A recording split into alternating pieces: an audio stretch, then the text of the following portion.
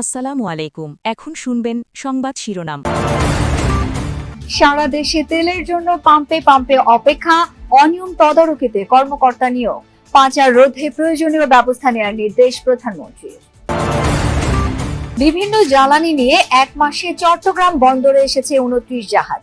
তেলের আমদানি ব্যয় মেটাতে বিদেশি সহযোগীদের দ্বারস্থ সরকার, বাজেটেও থাকবে নীতি কৌশল। এক মাস পার হলেও ইরান যুদ্ধ থামার লক্ষণ নেই, বাড়ছে ব্যাপকতা। সৌদির মার্কিন ঘাঁটিতে আইআরজিসির হামলায় 12 সেনা আহত, তেহরানের খোন্দা পানি গবেষণা কেন্দ্রে বড় আক্রমণ। ভ্যান চালককে কুপিয়ে হত্যা, শরীয়তপুরে বিএনপির 6 কর্মী সমর্থককে কোপানোর অভিযোগে কার্যক্রম নিষিদ্ধ ছাত্রলীগ নেতার বাড়িতে আগুন, ভাঙচুর। এতক্ষণ শুনছিলেন সংবাদ শিরোনাম, এখন দেখবেন বিস্তারিত। তেল মজুত করে কৃত্রিম সংকট তৈরির চেষ্টা ও চোরাচালান প্রতিরোধের নির্দেশ দিয়েছেন প্রধানমন্ত্রী তারেক রহমান। একই সঙ্গে তেলের দাম যেন না বাড়ে সেজন্য প্রয়োজনীয় ব্যবস্থা নেওয়ার নির্দেশও দিয়েছেন তিনি। বিএনপির সংসদীয় দলের সভা শেষে একথা জানান জাতীয় সংসদের চিফ হুইপ নুরুল ইসলাম মনি। তিনি জানান, জ্বালানি তেলের পর্যাপ্ত মজুদ রয়েছে 2 লাখ মেট্রিক টন। এরই মধ্যে বন্দরে পৌঁছেছে নতুন করে আরও 2 লাখ মেট্রিক টন লোড হচ্ছে। বিকেল 4টায় সংসদ ভবনের সরকারি দলের সভা কক্ষে সংসদ নেতা ও প্রধানমন্ত্রী তারেক রহমানের সভাপতিত্বে বৈঠকটি শুরু হয়। বৈঠক শেষে চিফ হুইপ আরো বলেন, যুদ্ধের কারণে গোটা বিশ্বে জ্বালানি খাতে অস্থিরতা চলছে, কিন্তু বাংলাদেশে তেলের দাম বাড়ানো হয়নি। প্রতি মাসে 200 কোটি টাকা ভর্তুকি দিয়ে জ্বালানি সরবরাহ চলছে। সরবরাহের ঘাটতি নেই, তাই আতঙ্কিত না হওয়ার আহ্বান জানানো হয়। চিফ হুইপ জানান, এবার এই যাত্রায় দুর্ঘটনার কারণ অনুসন্ধানে তদন্ত করে প্রয়োজনীয় ব্যবস্থা নিতেও নির্দেশ দিয়েছেন প্রধানমন্ত্রী। নুরুল ইসলাম মনি বলেন, স্পিকারের স্ত্রীর মৃত্যুতে সভায় শোক প্রকাশ করেছে সরকার দলীয় সংসদ সদস্যরা। জানান, আগামীকাল আবার বৈঠকে বসবে বিএনপি দলীয় সংসদীয় কমিটি। পাশের দেশে তেলের দাম কম, আমাদের দাম কম, ওদের দাম বেশি। খুব সঙ্গত কারণে চোরাচালান হচ্ছে। চোরাচালান রোধের জন্য তিনি কঠোর ব্যবস্থা নেওয়ার জন্য হোম মিনিস্টারকে বলেছেন এবং তারপরে কঠোর ব্যবস্থা নেওয়া হবে। একই সময় যে অভিযান চালানো হবে, যারা এরকম হোর্ডিং করছে বা যারা তেলের মজুদ করে রাখছে বা তেলের আর্টিফিশিয়াল ক্রাইসিস তৈরি করার চেষ্টা করছে, তাদের ব্যাপারে।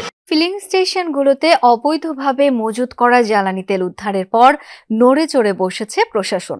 দেশের পাম্পগুলোতে তদারকি জোরদারে নিয়োগ দেওয়া হচ্ছে কর্মকর্তাদের। এছাড়া তেল সরবরাহ নিশ্চিতে সারা দেশের 19টি ডিপোতে বিজিবি মোতায়েন করা হয়েছে।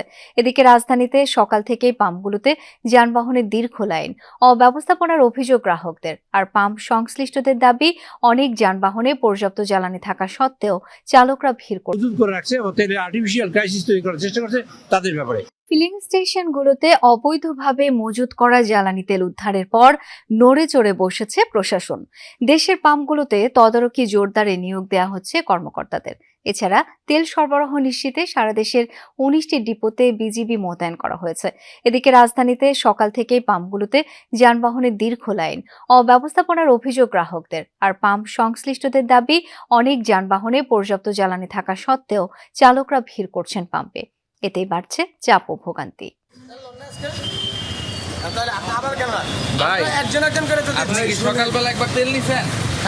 গাড়িতে পর্যাপ্ত জ্বালানি থাকা সত্ত্বেও আবার লাইনে দাঁড়িয়ে তেল নিতে আসায় পাম্প কর্মীদের সঙ্গে এ বাকবিতণ্ডা। 8টা বাজে ভাই, 20 লিটার তেল নিলে এখন 10টা 30 বাজে, এর মধ্যে শেষ হয়ে গেছে 20 লিটার তেল। রাজধানীতে প্রায় প্রতিটি পাম্পেই এমন দীর্ঘ লাইন। প্রায় 1 ঘন্টার পর্যবেক্ষণে দেখা যায় পরিবারের এই পাম্পে অনেকেই গাড়ি ও মোটরসাইকেলে নিচ্ছেন অতিরিক্ত জ্বালানি, যদিও প্রয়োজনের ব্যাখ্যা ব্যক্তিভেদে ভিন্ন। আমার এটাতে ভাই প্রচুর তেল খায়। আমার তেল হয়, এটাতে আপনার ইঞ্জিন ওভারহোলিং করা হয়েছে, যে কারণে তেল প্রচুর খায়। আমার টোটাল 1500 টাকার তেল 1600 টাকার তেল ভরে, তার মানে আগে কিছু ছিল আর এখন নেওয়াতে ফুল হয়েছে। আমরা সপ্তাহে একবারই তেল ভরি। এটা যদি আমার বৃহস্পতিবার বা বুধবারও শেষ হয়ে যায়, তখন আমি তেল ভরি না। আমি প্রতি শনিবারে তেল ভরি। সরকারিভাবে রেশনিং নেই, পাম্পগুলোতে নিজেরাই তেল দিচ্ছে রেশনিং পদ্ধতিতে। লাইনে দাঁড়ানো সবাই যেন তেল পান, সেজন্যই এ সিদ্ধান্ত। 30 লিটার তেল আনে বা 40 লিটার 50 লিটার তেল আনে, মিনিমাম 30 থেকে 35 লিটার তেল প্রত্যেকটা গাড়িতেই আছে। 2-1টা গাড়ি হয়তো হাতে গোনা না থাকতে পারে, তারপরেও আসে। ম্যাক্সিমাম কাস্টমারই এই গাড়িতে 20 লিটার তেল আপনি যা দেখেন যে ট্যাঙ্কে ফুল, বললাম তাদের অল্প একটু খালি, তারা এটাই নিতে আসে। আবার কেউ ঘন্টার পর ঘন্টা অপেক্ষা করছেন, আবার কেউ কয়েকটি পাম্প ঘুরে তেল না পেয়ে দাঁড়িয়েছেন আরেক পাম্পের লাইনে। তেল তো পাওয়া যাচ্ছে না, আমি তো বাটা থেকে আসছি, বাটার ওদিকে পাম্প বন্ধ। রাজনৈতিক প্রচেষ্টা সত্ত্বেও থামেনি হামলা পাল্টা হামলা। সৌদি আরবের মার্কিন ঘাঁটিতে ইরানের হামলায় আহত হয়েছে 12 সেনা। ক্ষতিগ্রস্ত কয়েকটি রিফুয়েলিং এয়ারক্রাফট। যৌথ অভিযানের টার্গেট হয়েছে ইরানের পরমাণু স্থাপনা, ইস্পাত কারখানা ও পানি গবেষণা কেন্দ্র। উত্তপ্ত লেবাননও। দক্ষিণাঞ্চলীয় সীমান্তে ইসরায়েলি সেনাদের লক্ষ্য করে 24 ঘন্টায় 82 দফায় অভিযান চালিয়েছে হিজবুল্লাহ। ধ্বংস করেছে 2টি মার্কাভা ট্যাঙ্ক। ইসরায়েলকে লক্ষ্য করে ঝাঁকে ঝাঁকে মিসাইল ছুড়েছে ইরান। মূল টার্গেট তেল আবিব ও পূর্বাঞ্চল। আঘাত এনেছে ক্লাস্টার মিসাইলও। রাজধানীর জনবহুল এলাকায় ক্ষেপণাস্ত্র হামলায় প্রাণ হারিয়েছে একজন, আহত আরও 4 জন। ক্ষতিগ্রস্ত একাধিক আবাসিক ভবন, দোকানপাট, রাস্তাঘাট। সৌদি আরবে যুক্তরাষ্ট্রের ঘাঁটি লক্ষ্য করে জোরদার হামলা চালিয়েছে ইরান। আহত কমপক্ষে 12 মার্কিন সেনা, এদের মধ্যে 2 জনের অবস্থায় আশঙ্কাজনক। ক্ষতিগ্রস্ত হয়েছে বেশ কয়েকটি রিফুয়েলিং এয়ারক্রাফট। এই নিয়ে ইরানের হামলায় মধ্যপ্রাচ্যের বিভিন্ন ঘাঁটিতে 3 শতাধিক মার্কিন সেনা আহত হয়েছে, নিহত 13 সেনা। ইরানের ছোড়া মিসাইলে আক্রান্ত হয়েছে সংযুক্ত আরব আমিরাতও। আবুধাবিতে আহত হয়েছে 5 ভারতীয়। বাহরাইনে দফায় দফায় বাজতে শোনা যায় সতর্কতা সাইরেন। মিসাইলের আঘাতে আগুন ধরে যায় 2টি স্থাপনায়। ইরানে অভিযান অব্যাহত রেখেছে যুক্তরাষ্ট্র। কুমারখালীতে তাজিম নামের এক ভ্যান চালককে কুপিয়ে হত্যা করেছে দুর্বৃত্তরা। শুক্রবার রাত 9টার দিকে উপজেলার বরুচ বাখুই এলাকায় এই ঘটনা ঘটে। স্থানীয় থানায় খবর দিলে পুলিশ বরুচ বাখুই মাধ্যমিক বিদ্যালয়ের সামনের মাঠ থেকে মরদেহ উদ্ধার করে। পুলিশ ও স্থানীয়রা জানায়, পূর্ব শত্রুতার জের ধরে পূর্ব পরিকল্পিতভাবে এই হত্যাকাণ্ড হতে পারে। কুমারখালী থানার ভারপ্রাপ্ত কর্মকর্তা জামাল উদ্দিন জানান, নিহতের শরীরে একাধিক আঘাতের চিহ্ন রয়েছে।